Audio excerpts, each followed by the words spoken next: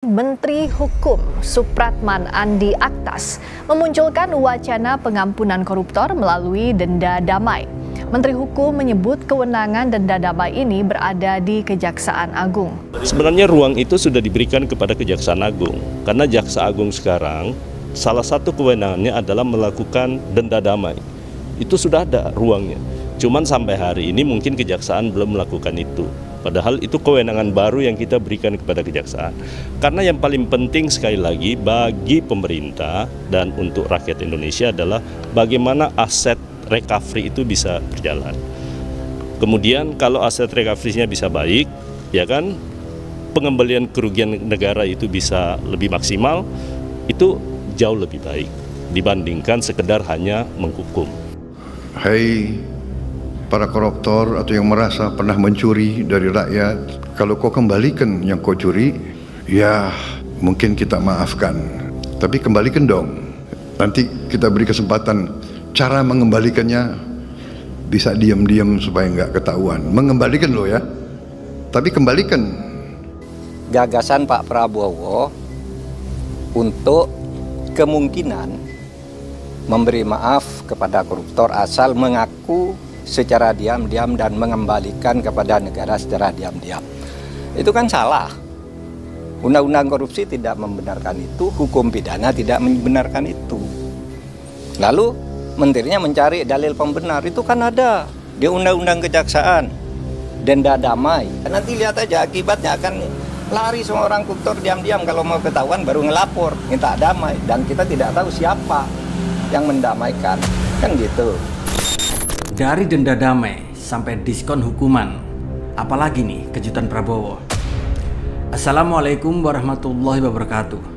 Sobat RJ semuanya, baru-baru ini Prabowo membuat wacana dan disampaikan oleh Menkum akan ada ide denda damai. Menteri Hukum Supratman Andi Aktas pun muncul dengan usulan yang jujur saja bikin mulut kita menganga. Wacananya, koruptor bisa dapat pengampunan, yaitu melalui denda damai.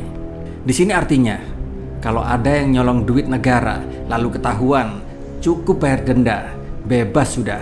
Waduh. Sobat RJ semuanya, lalu saya bertanya-tanya, ini hukum atau diskonan akhir tahun ya?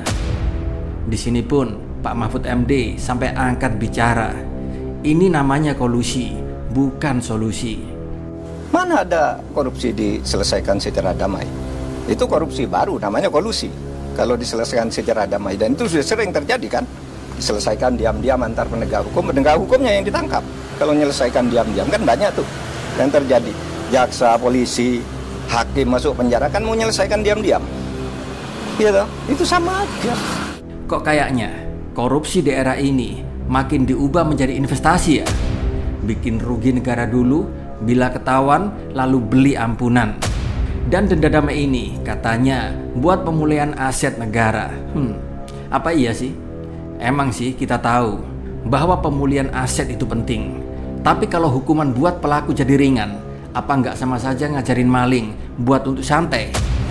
Untuk mengembalikan aset itu tidak ada jalannya. Kalau mau ya undang-undang perampasan aset diberlakukan aja, undang-undang perampasan aset yang sudah dituju oleh DPR sama pemerintah dulu, tapi lalu macet di DPR.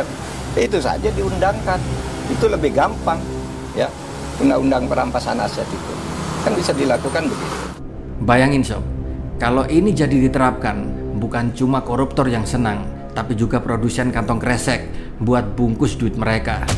Pemirsa, terdakwa kasus korupsi tata niaga komoditas timah Harvey Mois dijatuhi hukuman 6 tahun 6 bulan penjara oleh Majelis Hukum Pengadilan Tipikor Pengadilan Negeri Jakarta Pusat. Hukuman ini lebih rendah dari tuntutan jaksa penuntut umum yang menuntut Harvey dihukum 12 tahun penjara.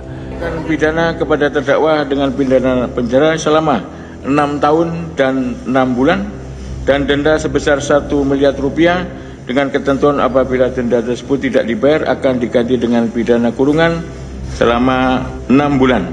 Ingat nggak Harvey Mois yang kasus 300 triliun rupiah yang discounted? Siapa yang nggak kenal Harvey Mois coba? Tokoh fenomenal negeri ini yang telah merugikan negara sebesar 300 triliun rupiah. Tapi hukumannya cuma 6,5 tahun penjara dengan denda 1 miliar rupiah dan uang pengganti sebesar 210 miliar rupiah. Sobat RJ, di sini bisa diibaratkan kayak beli rumah mewah, tapi cicilan KPR-nya pakai uang recehan. Bahkan Pak Mahfud MD pun sampai heran, di mana keadilannya? Harvey Muiz terdakwa korupsi dalam tata niaga komoditas timah yang merugikan negara sebesar 300 triliun rupiah. Menurut Mahfud, vonis 6,5 tahun yang dijatuhkan ke Harvey Muiz sangat tidak adil. Saya merasa itu menusuk rasa keadilan masyarakat ya. Ini baru pertama ada orang didakwa melakukan tindak pidana korupsi dan tindak pidana pencucian uang sebesar 300 triliun. Lalu tuntutannya hanya 12 tahun. Dengan uang yang tadi 300 triliun itu dikembalikan hanya 210 miliar. Ditambah satu denda 1 miliar. Itu sungguh menusuk rasa keadilan. Karena apa? 6,5 tahun itu kok kecil sekali bagi orang yang menggarung kekayaan negara. 300 triliun hanya diambil 210. Lalu ada yang mengatakan, Pak, itu 300 itu kan potensi. Bukan potensi. Itu sudah disampaikan bahwa itu kerugian keuangan negara, bukan kerugian perekonomian negara. Hanya dikabulkan perampasannya 210 ditambah denda 1 miliar berarti 211. Ini sungguh tidak adil. Coba mari kita bandingkan sama negeri Vietnam. Di sana ada Crazy Rich yang telah melakukan korupsi 200 triliun rupiah langsung dijatuhi hukuman mati. Ngeri nggak? Miliarder Vietnam Truong My Lan menjadi perbincangan di seluruh dunia usai divonis bersalah dalam kasus penipuan bank di Vietnam yang merugikan negara hingga 44 miliar dolar AS atau sekitar 702,6 triliun rupiah. Truong kemudian divonis hukuman mati atas kasus tersebut. Hukuman mati kepada koruptor ini bukan yang pertama dilakukan pemerintah Vietnam untuk memberantas korupsi di negara itu. China mengeksekusi mati seorang mantan sekretaris Komite Partai Komunis di wilayah utara Mongolia dalam China. Pada Selasa kemarin, eksekusi mati ini dijatuhkan kepada terpidana karena terbukti terlibat korupsi. Negeri Vietnam ini benar-benar ingin menghukum para pencuri uang negara, bukan diskon masa tahanan.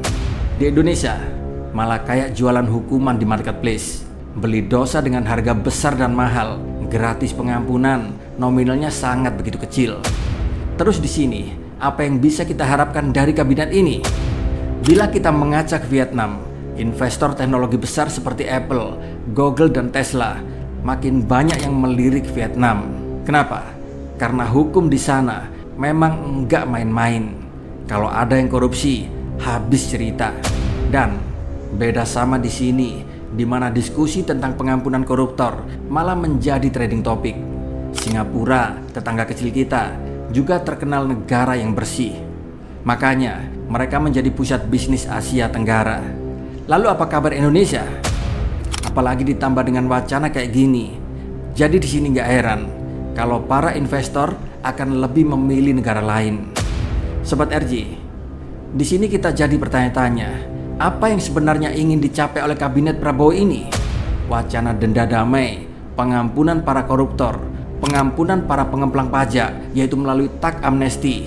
Semua ini seperti mengirim pesan bahwa korupsi itu hanya masalah negosiasi.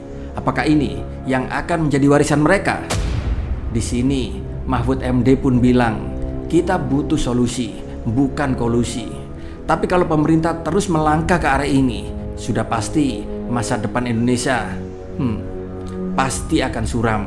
Bagaimana menurut kalian dari wacana pemerintah ini? Tulis ya di kolom komentar. Wassalamualaikum warahmatullahi wabarakatuh.